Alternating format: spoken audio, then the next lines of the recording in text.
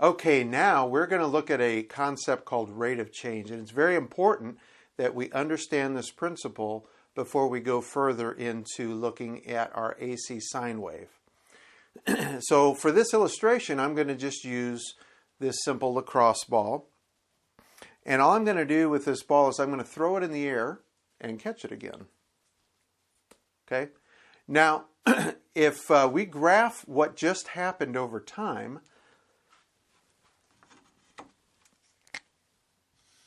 it's going to look something like this. If my x-axis is time and my y-axis is distance,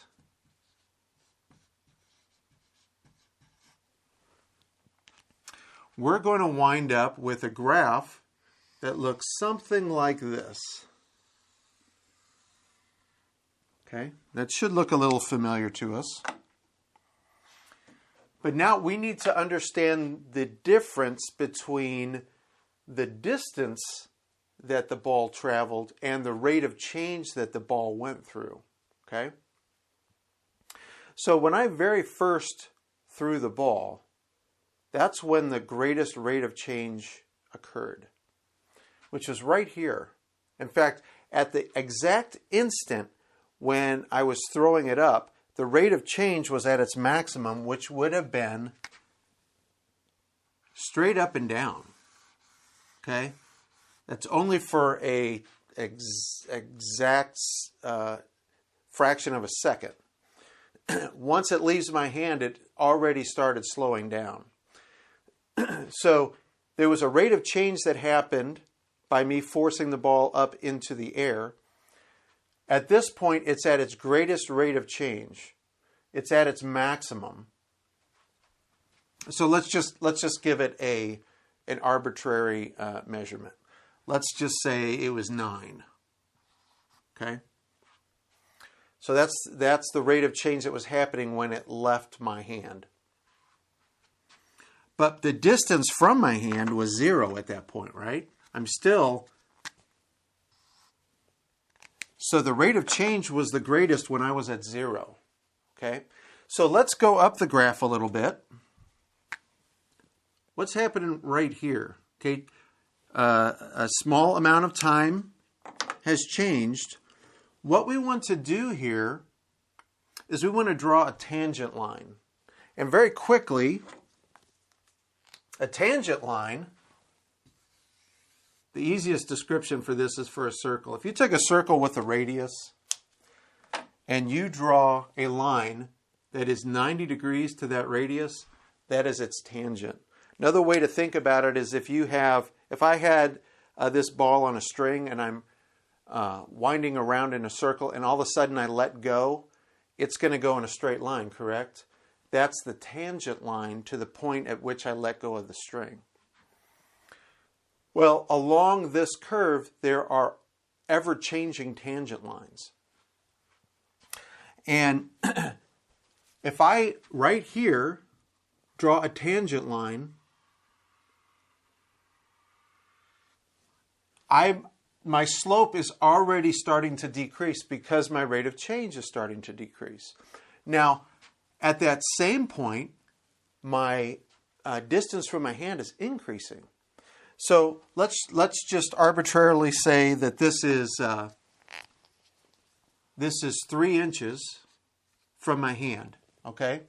But my rate of change, let's just say, is a 6.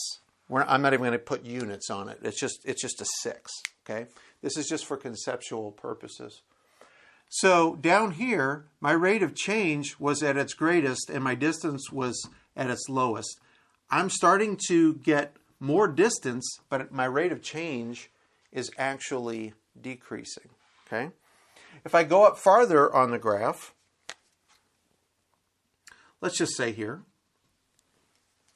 I draw another tangent line.